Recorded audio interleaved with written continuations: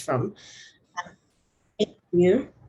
Thank you for being here today. So my name is Adidaya Joseph, and I work in Lagos, live and work in Lagos, Nigeria as an oncologist. And today we're going to be talking about pediatric oncology care, improving access in Africa. Today we're sort of doing a bit of a different kind of session in that we're going to have a case presentation and then a panel with, our panelists answering questions from the audience and from us as well. So while we're waiting for our case presenter to join in, perhaps we could go straight into the panel. Let me just introduce our panelists for today. So our first panelist is Dr. Nikhil Bhakta, who is here. And Nikhil, do you want to introduce yourself briefly? Sure. And thanks, Ade. I think I know a few of you at least. My name is Nikhil Bhakta. I'm a pediatric hematologist oncologist at St. Jude Children's Research Hospital. And of course, thanks to Mishka and Ade and the whole group for inviting me back again. It's a pleasure to be here. I direct our Sub-Saharan African regional program, and then wear several other hats within our program as well on some of the epidemiology. And I see Joyce is joining as well. So I think I can stop filibustering and let you go on with the rest of the introduction. Okay, so our next panelist is Dr. Joyce Kambugu, who I'm going to ask to introduce herself briefly now. Hi, Dr. Joyce. Do you want to unmute and introduce yourself? Yes.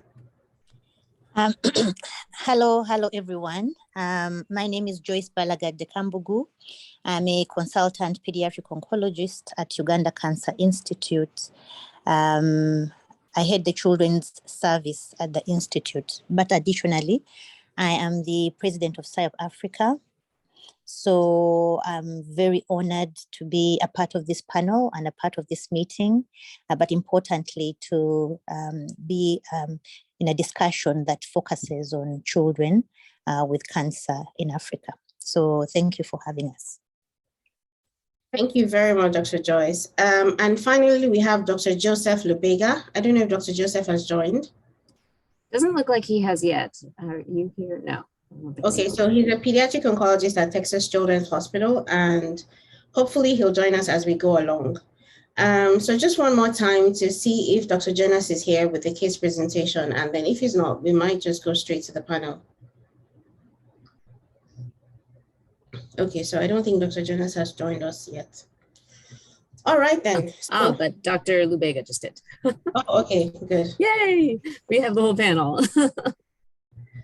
Hi, Dr. Lubega. Sorry to ambush you.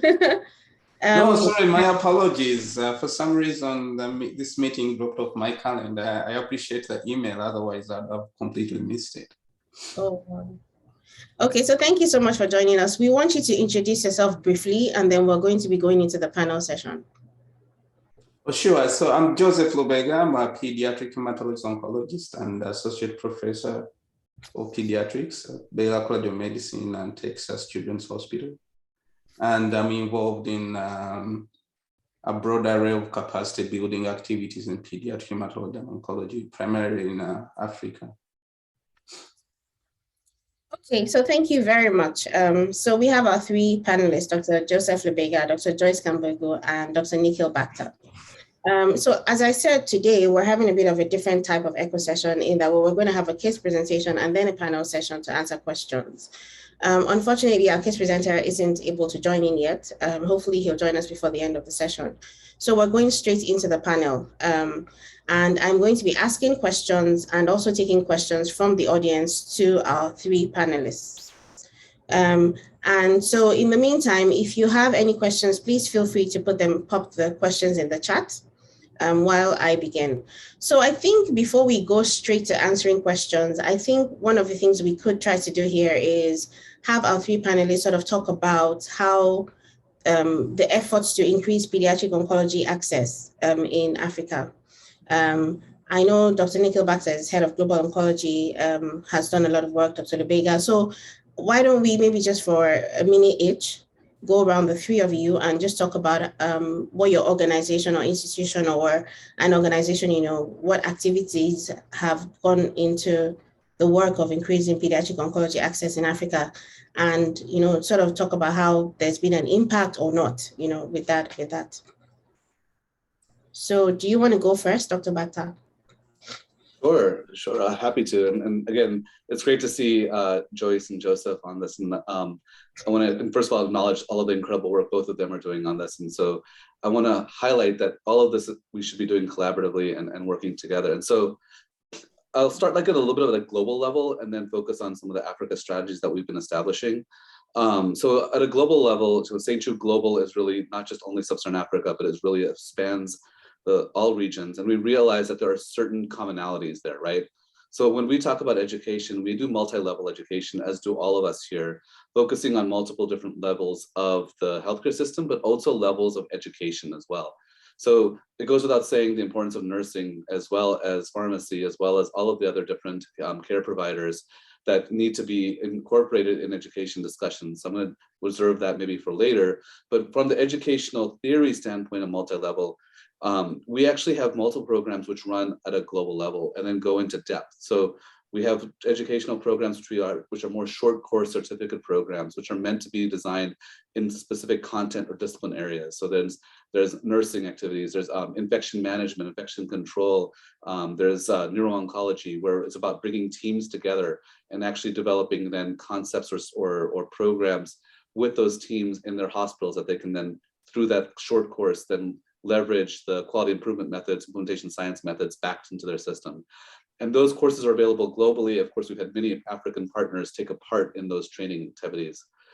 Additionally, we also have training programs that we focus on as professional development programs. And so we think about nursing as well as we think about training with registrars. For example, we have a project right now in Zambia and Zimbabwe being piloted. So many of our clinician colleagues are so busy. How do we offload that effort to train those registrars who are going to be the next generation of potential applicants into fellowship, to ensure that they are actually then going to be able to be interested in this, but also have the competency so that when they become general pediatricians, they know what to refer.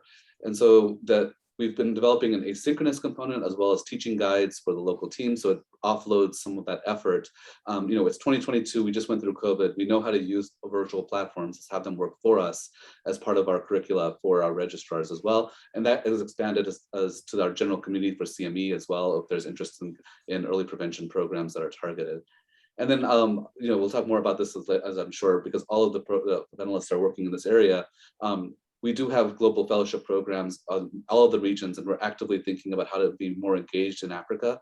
I'll start that discussion maybe with a provocative point, which is many of our partners are actively trying to develop new pediatric hem-onc fellowship programs.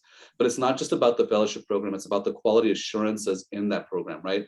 So thinking about in the United States, we have things like ACGME, we have other organizations that do assessments and evaluations.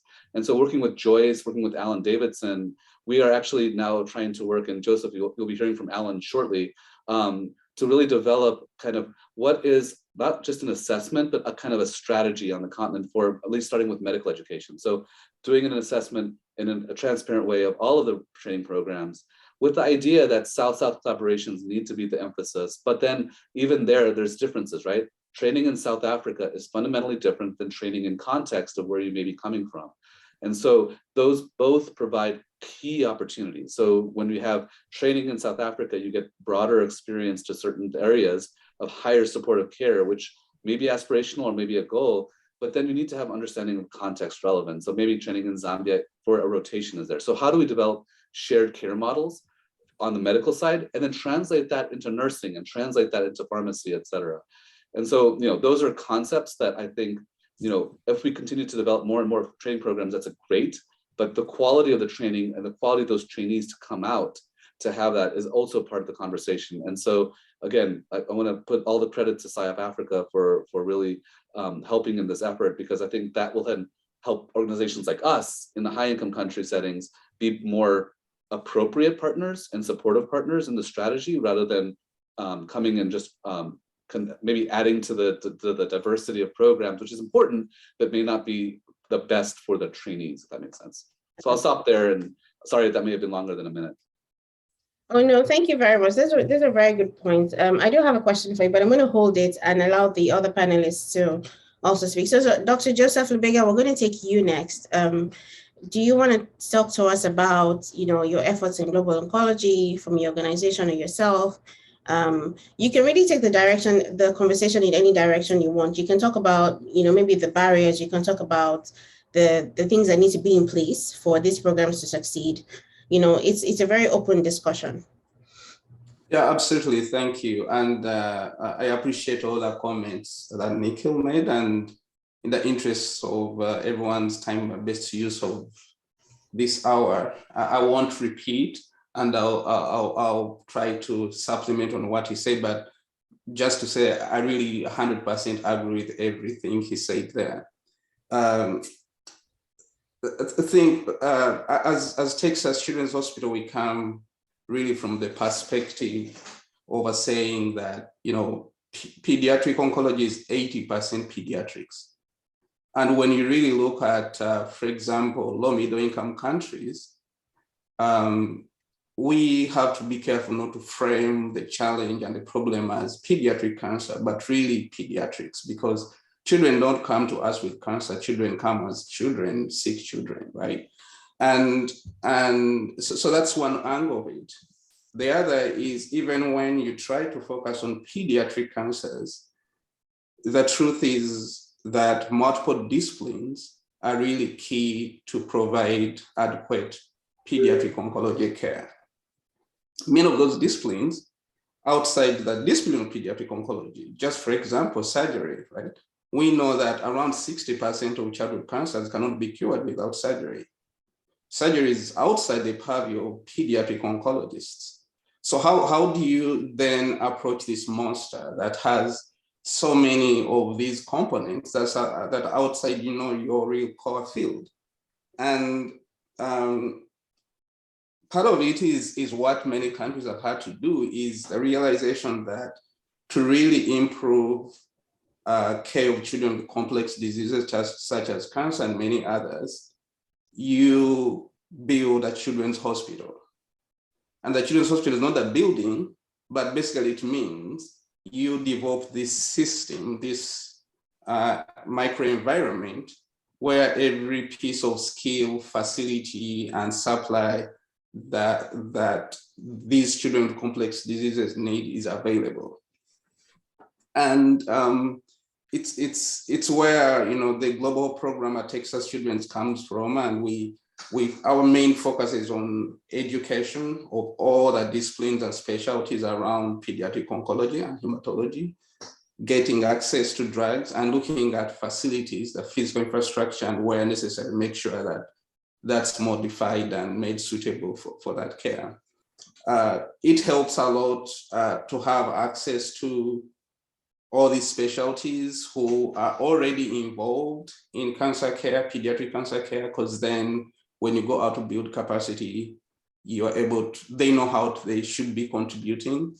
And to me, that's really the biggest challenge in low middle income countries. You're not just dealing with the issue of cancer, you're dealing with everything pediatric care, and it becomes quite complex. Thank you very much, Dr. Olubega. I really like what you said about building a children's hospital, creating an ecosystem where everything that is existing, everything that's needed to take care of a child is in one sort of system. So Dr. Joyce, we're going to take you next. Are you there?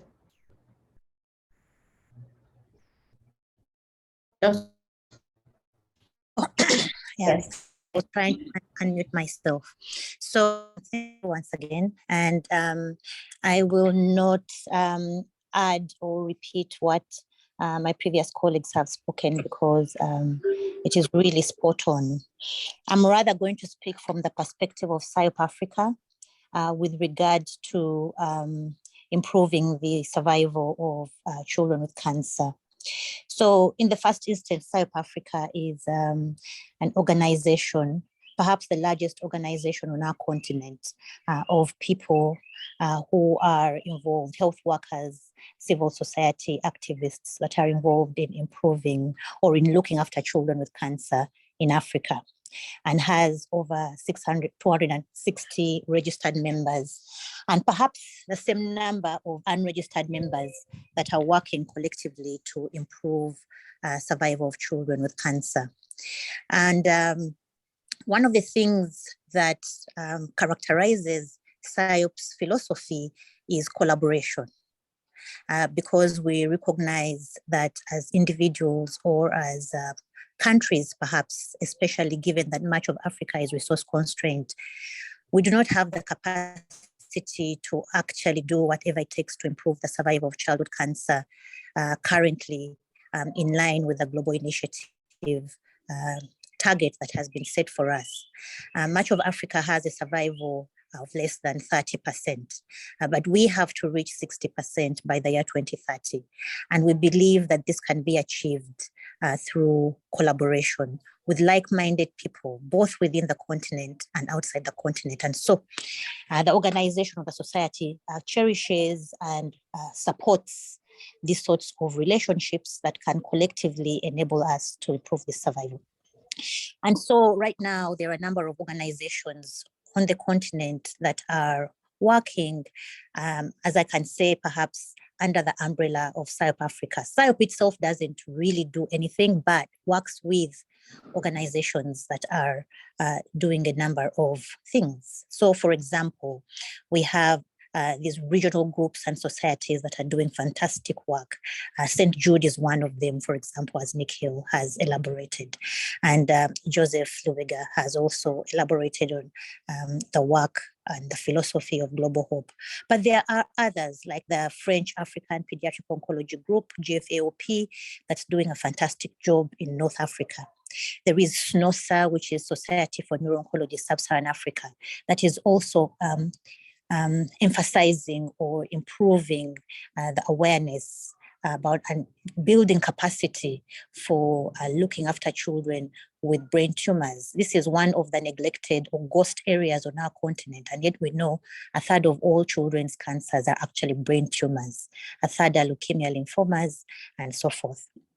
And so organizations like SNOSA and APNOS, which is the African Pediatric Neuro-Oncology Society, are building capacity on the continent for us to look after children with brain tumors. And then there are others like Tumaini La Maisha in Tanzania and CanCare Africa that is focusing on guideline development for managing Wilms tumor and others. So the philosophy is that we must work together. If we don't work together, then we can't hope to get far, and leverage each other's strengths and minimize each other's weaknesses so that we can move ahead. The other thing I need to mention, I think, in this, to put into this space, is the Global Initiative for Childhood Cancer. That is what is driving us, I must say, as pediatric oncologists in Africa. And there are 10 core packages that the Global Initiative for Childhood Cancer has put forward to guide countries, regions, international partners as they implement efforts to improve survival. As South Africa, 3 of these have been prioritized, and one of them is what Nikhil was talking about, the implementation of cancer workforce training. And this is being done in various ways on the continent through online and in-person trainings, and these could be short-term, long-term webinars. And there are a number of physician training programs right now on the continent for nurses as well, which we can always go into if certain members in the audience are interested in seeing this. And then another priority area is defining standards and guidelines for index cancers. And I mentioned already CanCare Africa. But we also have the ARIA project of the adapted treatment regimens or guidelines that for pediatric, for African pediatric oncology units and other outside of Africa. But for this purpose today, the ARIA project in Africa, which is being supported by St. Jude. So those are important for defining standards and guidelines for index cancers. And then the third priority area on the continent is the local regional advocacy initiatives, which I have labored to talk about in terms of building awareness, harnessing partnerships. I will not talk about the registry. Cancer registration is very important. We can't overemphasize this because you really can't improve what you can't measure. So I think my 1 minute is up, but the message I wanted to put forward is the matter of efforts to get us to where we need to go. Thank you. Thank you very much, Dr. Joyce. That was a very extensive lineup of activities. And I think that if I took anything away from your conversation, I think the point to note is there's actually a lot of work going on. And I think one of the things that we need to think about is how to sort of bring all of this information into a platform where the people who need access to the information can get access to it. So there's a lot of things that are going on that the healthcare providers on the continent are not necessarily aware of, and don't know how to access, how to tap into. So I think that's something that we need to talk about. One thing that I think that we haven't discussed at all is pediatric radiation on the continent. And for me, this is personal for me because I'm a radiation oncologist, and I'm a radiation oncologist who treats pediatric patients. And I know how difficult it can be to get access to information that I need, to get training, to get mentors. If I'm speaking for my country, a population of 200 million people, there's no pediatric radiation fellowship, there's no pediatric radiation training, no pediatric radiation center. It's really sort of like the wild, wild west in terms of pediatric radiation. And so I wanted one of the panelists to sort of speak to that in terms of what are the opportunities for pediatric radiation, what needs to be done, what can be done to improve pediatric radiation oncology on the continent. I'm happy to jump in, and I'm not going to pretend I have all the answers to you because I think you laid out the key components. But at least on one area, I think that we are making major progress, and that is on the normative guidance. So I remember, sitting with our radiation oncology colleagues in many countries, trying to advocate to get more children access to the Linacs or Cobalt machines that are already in place. And as you highlighted, it's a combination of obviously access, because you need more time for the child on the machine, you need anesthesia, but also, and I think frankly, we have to be honest, it's a level of comfort. Because children are not little adults. We all learn that in pediatrics training, and more importantly, from a radiation oncology standpoint, there's a lot of planning differences that go into that. And so, I think we are making progress on this in several ways, and I want to make sure that it highlight that this is not just us. This is a community response. And so, as Joyce mentioned, there is the ARIA platform that is being developed right now in collaboration with St. Jude, SIOP, PROS, Ipsos, CCI, many organizations. And PROS has really taken this on, recognizing that when you sit down with many of our colleagues in radiation oncology, and the radiation oncologists here, please jump in, one of the big factors is, and I get this frequently, is, well, where's the NCCN guidelines that are highlighting the evidence for what you said? And the fact is they don't exist for children. And that's just a reality, but also that's because we in the high income country settings, most of the time treat as per the last clinical trial protocol, if they're not on protocol, or they should get treated on a clinical trial. And so working with our PROS team, we've been developing normative guidelines that are designed in a way that is easy and facile. You can go to ariaguide.org and you can play around on the website right now. It doesn't have the content built in, but you see some exemplars in there. But the PROS team is building on all of that information from the radiotherapy planning, the dosing, all of the key elements that I'm not going to pretend that I even understand as a clinical pediatric oncologist. But that allows for that multidisciplinary discussion to happen and those MDTs to be more meaningful, and or just to start the discussion and say, like, look, I have a patient with Wilms. The surgeon didn't sample the lymph nodes. Here's what I think we need to do. Oh, well, show me the evidence for that. Well, here's at least the ARIA guidelines documents. And the WHO is a part of our steering committee as a non-observer. We're working with them as they come out with their technical guidelines as well, so that this becomes integrated. So again, it does not solve the education issue. It does not solve the comfort issue, but it does get the door a little bit open so we can move past there's no normative guidance and evidence to describe what you just said. I think Jeanette Parks and the team in South Africa do an amazing job in trying to advocate and expand education on the continent. And we certainly need more and more of that. But let's be also fair, it's very rare. even in the United States, that you have someone who's truly a pediatric radiation oncologist. Many of our radiation oncology colleagues are generalists with adult focus, with adult majority, with hopefully somebody who has a pediatric focus. And so we have to think about the training to meet that gap, but also recognize that, you know, when you're in practice, the truth is the vast majority of your patients are probably going to be adults, unfortunately, for the pediatric part of it. Absolutely. Thank you so much. I totally agree with everything you said. So Nigeria has 81 oncologists. It's going to be difficult to get to the point where there are 10 of them who do only pediatrics. But I am excited to see guidelines being created and to get to a point where we have something to follow in terms of what to do in a situation. Just briefly, if I may contribute to this conversation. I mean, this to me really highlights the challenge of tackling pediatric cancers in our settings and how thoughtful we must be. Because we must remember, you know, when you talk about, for example, radiotherapy, you are dealing with a very, very high risk therapy, meaning you don't do it perfectly well. Either the child dies, or you could actually cause way more harm to the child than the problem the child came in with. So it's not something you can, you know, wing, right?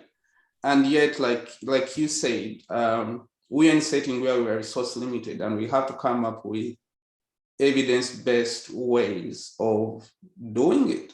And to me, that the paradigm is really repeating. When you could draw the same paradigm with every problem, it starts with workforce development, then arm these skilled people with guidelines. Those guidelines are going to require certain facilities and supplies to go with it.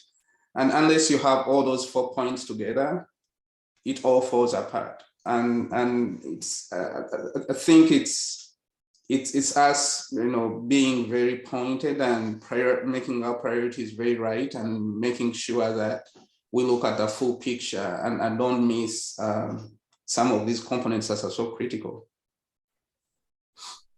Thank you for that, Dr. Lebega. I agree. I wanted to see if anyone from the audience had a question or a comment before we go forward.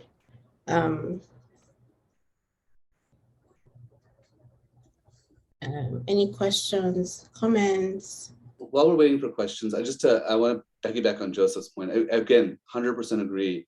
Those key touch points. I also just want to highlight, though, I think we're making progress, right? I want to make sure that, you know, we all know the challenges. We've been talking about the challenges for the last 30 years. But I think in the last 4 years, since the global initiative got started, the tenor of the conversation has changed. You know, that at least now there is a discussion about childhood cancer in the radiation oncology IAEA circles, in the government levels, and whether that translates into action is up to all of us to advocate for. But at least there finally is that discussion. At least we're putting it into the agenda. And it's a long road. We know that anything that involves government or public sector is painful and challenging.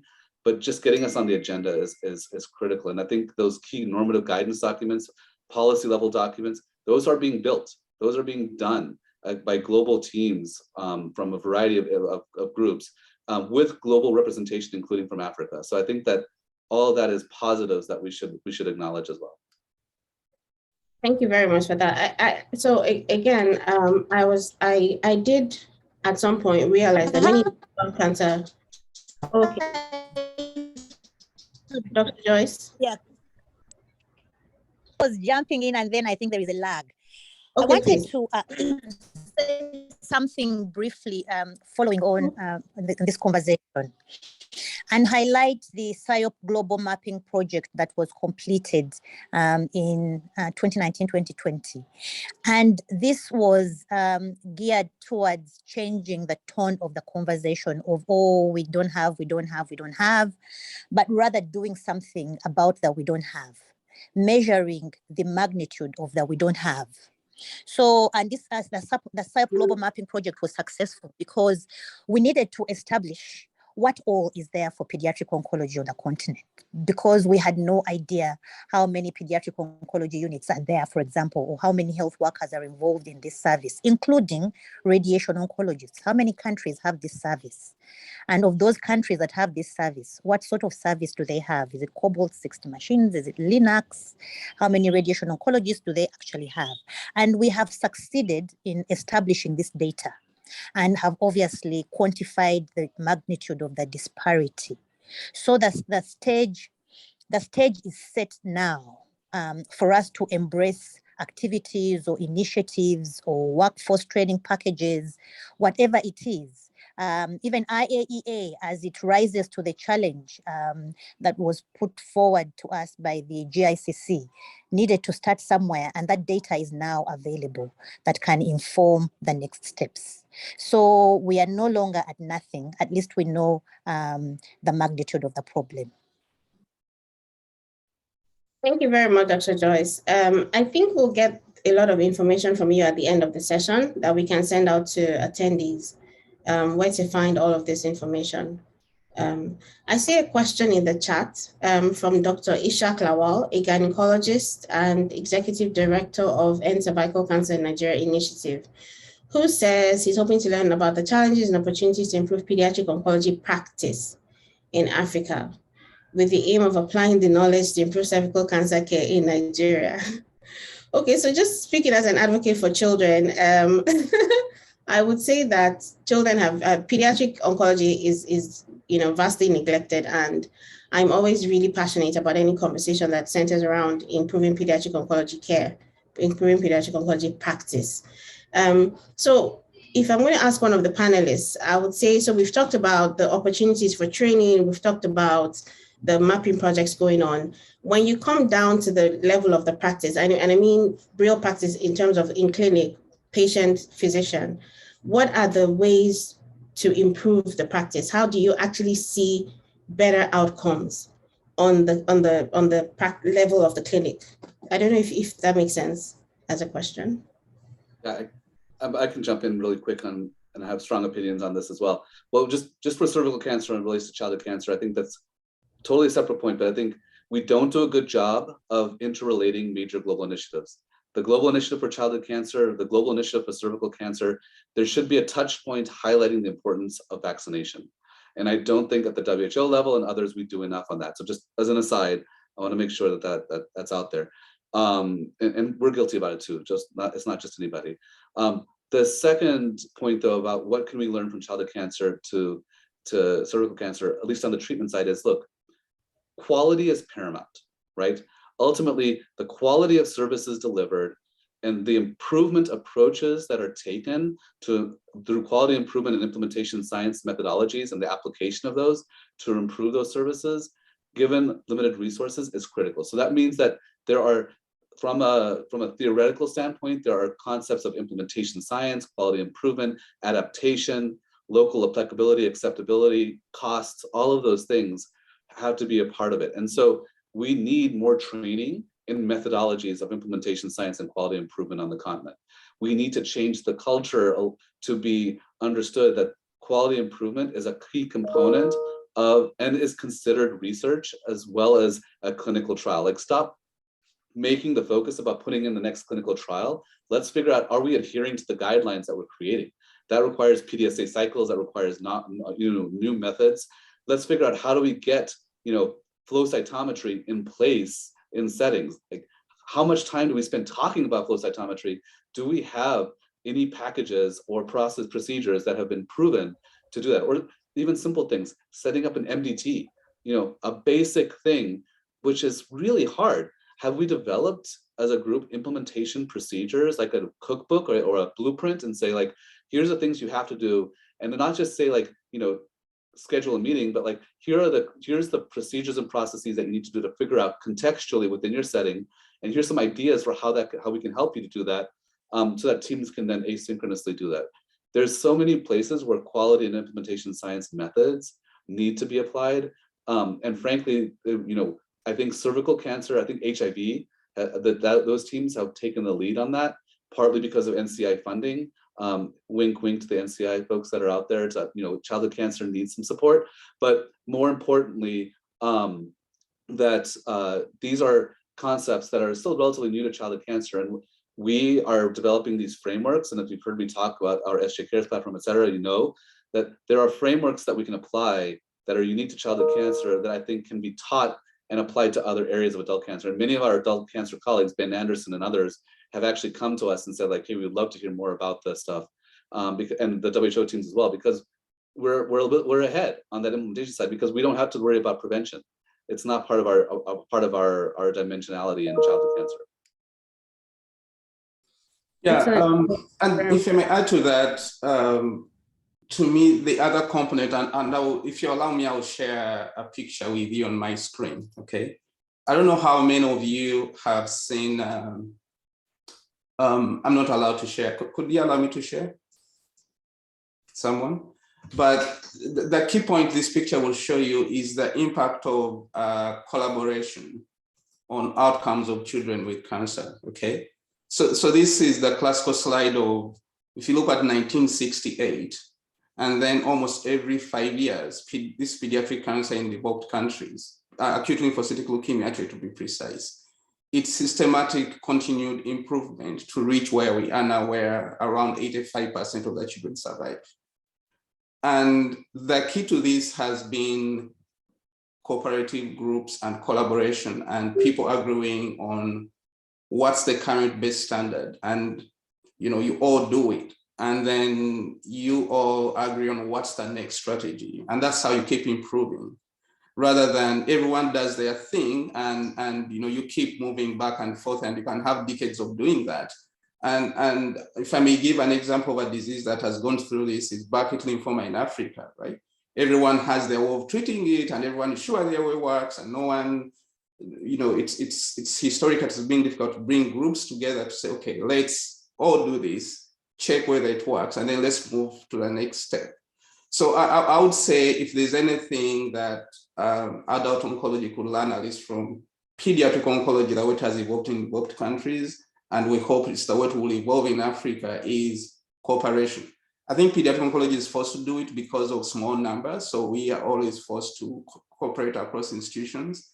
Adult oncology often doesn't do that because a single center can have enough patients to run its own trials and its own thing, but it's obviously key to making systematic improvement. Thank you very much, Dr. Lubega. So Dr. Joyce, do you want to add to the conversation in terms of what adult oncology can learn from pediatric oncology at the level of the practice, at the level of improving the quality of the practice?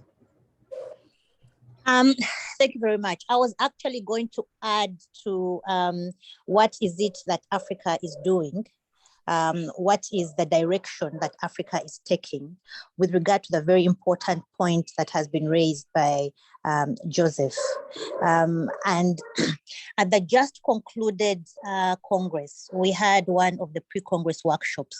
It was an adapted management guidelines workshop that was attended by about 68 practitioners in pediatric oncology. So pediatric oncologists, so pediatricians who are looking after children with cancer, and a few other practitioners, a few surgeons, and one or two nurses.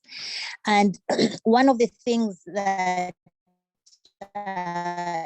emerged strongly was the next, or as a hospital, to moving towards, for example, developing national guidelines. So a country like South Africa, for example, has led the way. They have 9 cancer treatment centers. And for the first time about 5 years ago, they agreed finally to have national harmonized protocols. And a number of their pediatric oncologists have spearheaded the individual protocols, like germ cell tumors, for example, Hodgkin's disease. And so in this meeting, the tone, or one of the things that we challenged ourselves to do as pediatric oncology, is to begin to do things collectively, starting with national guidelines and then moving on to doing things collectively. And I think that is a step in the right direction. Part of the hindering factors, I think, before was the lack of a critical mass of practitioners in this area. So it was a neglected field that mostly the children were being looked after by radiation oncologists or pathologists or adult physicians. And so there has been and there continues to be an emphasis on the workforce training. And the philosophy is that once you have somebody who is trained in this field, then they would form the NIDAs around which you can begin to do this. So, and that is what contributed to the success of the workshop we held. And we are hopeful that we're going to begin to move in the direction of doing work collaboratively rather than individuals. And that is going to push the pencil. Thank you very much, Dr. Joyce. So my next question is going to be a very practical question, like very direct question. So if I'm an oncology professional in Africa, I'm a radiation oncologist living and working in Africa, and I want to access opportunities to become better at pediatric oncology. What is the first thing I should do? Like if you were going to give me a list of steps and to say step 1, do this, step 2, do this, step 3, do this, what would you say? So, maybe 3 things from our 3 panelists.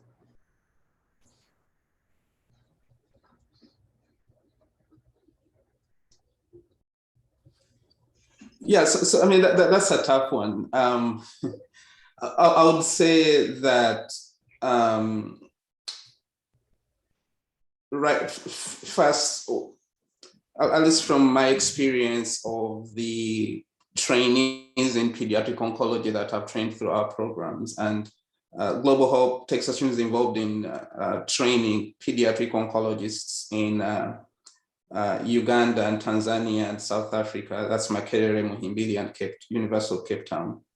And then we're involved in all sorts of online nursing programs. How do the people who are interested, how do they enter that world? How do they even become aware of the training opportunities? I think right now, the landscape, at least in Africa, is such that in most countries, there are leaders in pediatric oncology, and those leaders in pediatric oncology are involved in all these international collaborative efforts. They are aware of what's going on in South Africa, the programs through St. Jude, the South Africa programs that Texas Children's. So typically people have gained entry through those leaders.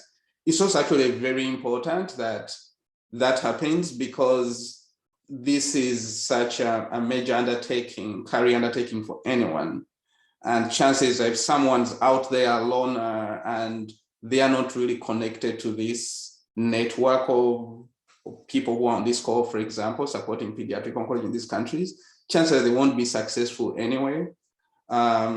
So I think that's how it has evolved, at least as of now, is people who are already in leadership positions have been the ones who have come in to train, typically pediatricians who are taking care of children with cancer, but without the training.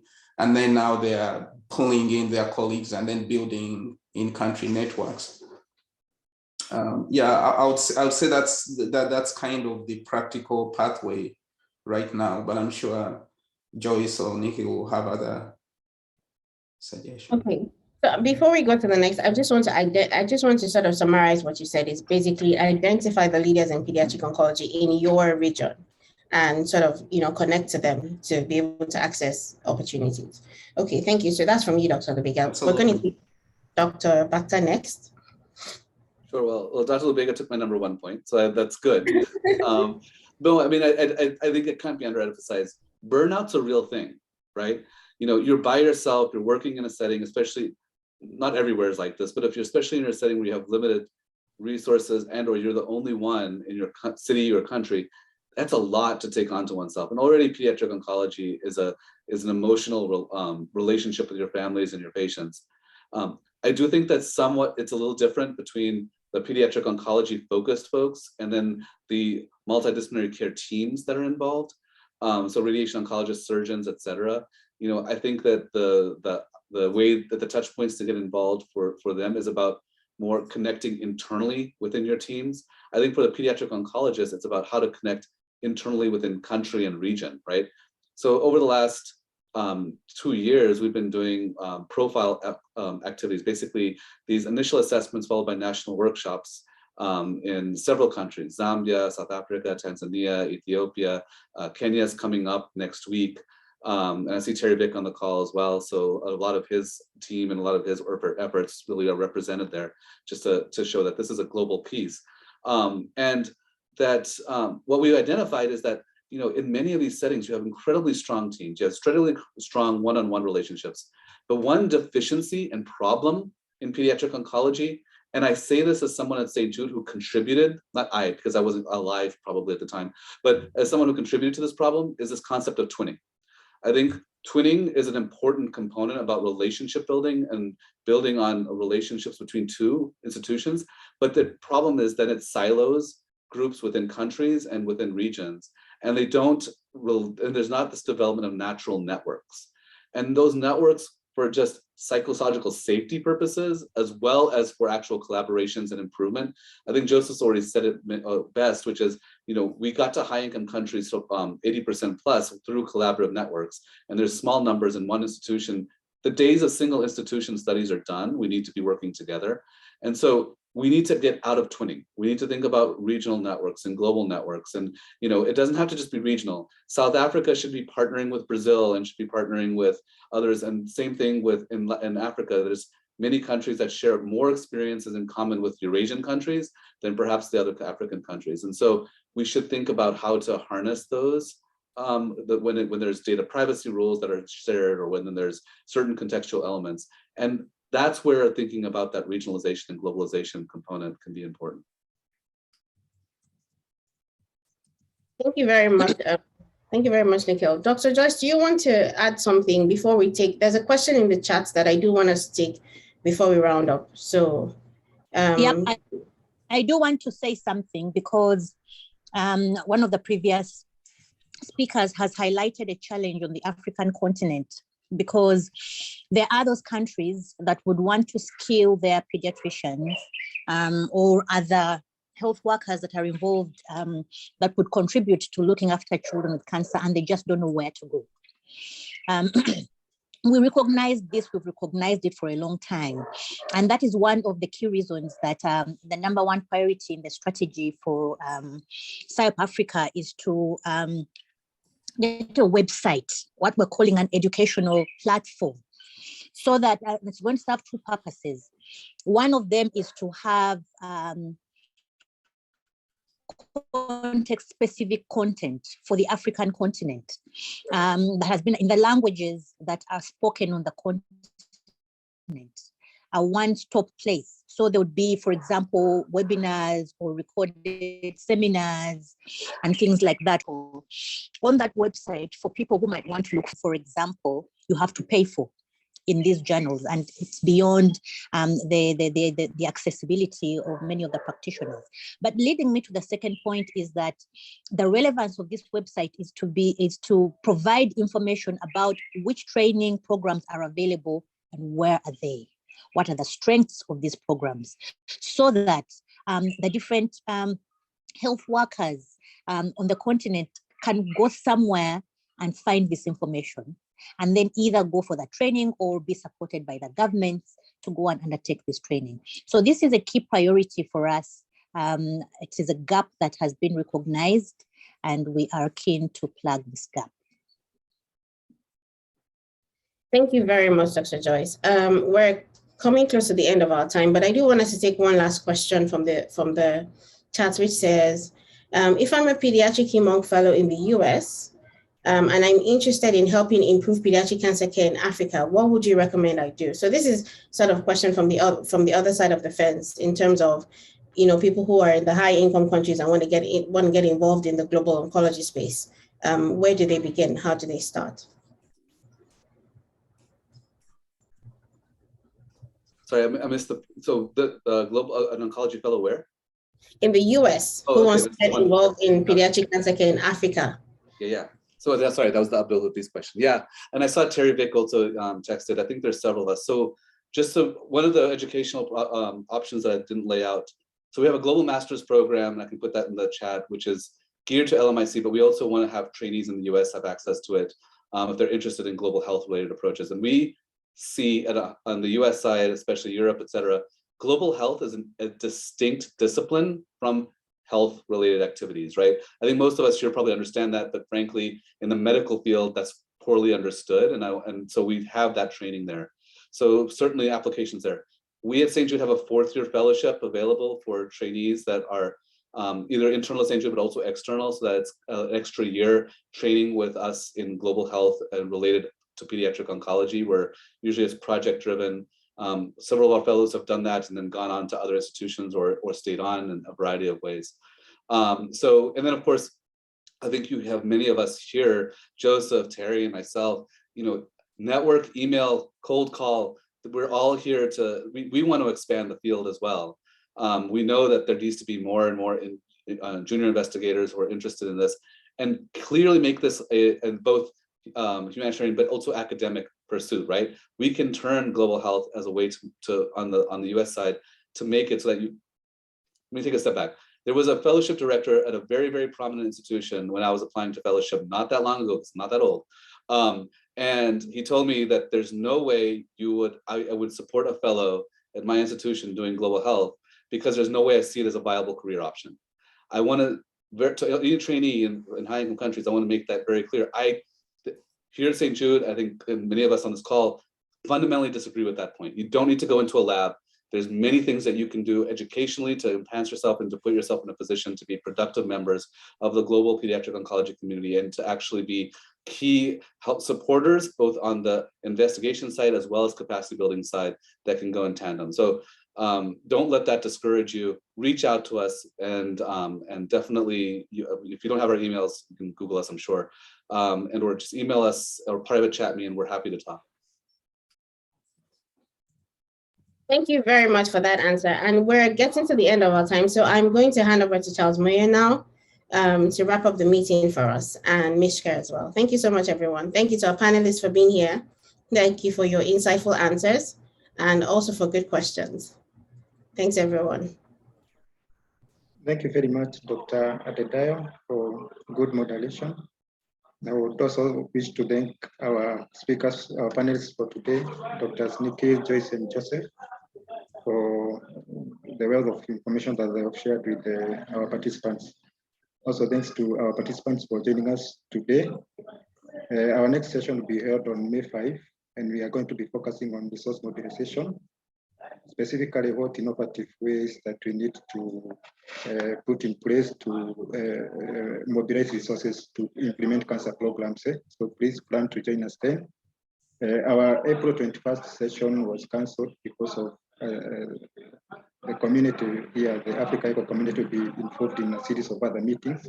So we cancelled that. So our next session will be held a month from now, 4 weeks from now. So please plan to join us. Otherwise, thank you very much and have a good time. Mishka. Thank you, Charles.